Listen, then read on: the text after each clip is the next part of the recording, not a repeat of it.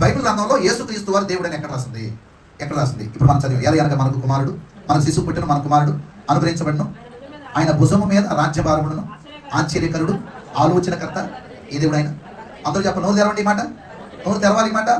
పంపబడిన మనందరి కొరకు శరీరధారిగా పంపబడిన కుమారుడైన యేసుక్రీస్తు వారి గురించి బైబిల్ చెబుతున్నటువంటి మొదటి విషయము ఏంటి అంటే ఆయన ఏ దేవుడట? బలవంతుడైన దేవుడు. దాని చెప్పు, ఏ దేవుడు అంట ఆయన? ఇప్పుడు బైబిల్ గ్రంథంలో యేసయ్య ఎక్కడ దేవుడు అని రాయబడింది అనే ప్రశ్న మిమ్మల్ని అడిగినప్పుడు ఏమని చెప్తారు? యెషయా గ్రంథం 9వ అధ్యాయం 6వ వచనం చూపించండి. ఆయన ఏ దేవుడట? బలవంతుడైన దేవుడు. చెప్పండి కానీ ఏ దేవుడట? బలవంతుడైన దేవుడు. ఇంకో మాట చదువుతాం, తీతుకు రాసిన పత్రిక 2వ అధ్యాయం 11వ వచనం. తీతుకు రాసిన పత్రిక 2వ అధ్యాయం 11వ వచనం. అనగా మహాదేవుడును, చదవండి మాట మరోసారి చదవండి. అనగా అనగా ఏ దేవుడట? అంత నోరు తెలిసి చెప్పండి, చెప్పాలా? యెషయా గ్రంథం ఏమో రాస్తుంది? ఆయన బలవంతుడైన దేవుడు. తీతు పత్రికలో పౌలు ఏమంటాడు?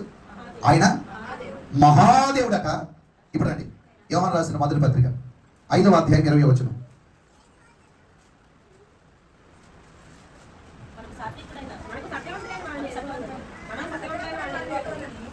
మనము సత్యవంతుడైన వారిని ఎరుగవల్లని దేవుని కుమారుడు వచ్చి, ఇక్కడ నుంచి కొంచెం బుర్రబెట్టి చదవండమ్మా సోమరపోతులారా, ఒకసారి కొంచెం బుర్రబెట్టి. మనము సత్యవంతుడైన వారిని ఎరుగవల్లని ఎవరు వచ్చి? ఎవరి కుమారుడు? ఎవరి కుమారుడైనా? దేవుని కుమారుడు. ఎవరైనా? యేసుక్రీస్తు వారు. యేసుక్రీస్తు వారు వచ్చి మనకు వివేకం అనుగ్రహించున్నాడని ఎరుగుదాము. మనము దేవుని కుమారుడైన యేసుక్రీస్తునంతున్న వారమై సత్యవంతుని అంటున్నాము. మమ్మల్ని చెప్పండి అమ్మా. ఆయనే ఆయనే ఆయనే ఏ దేవుడట?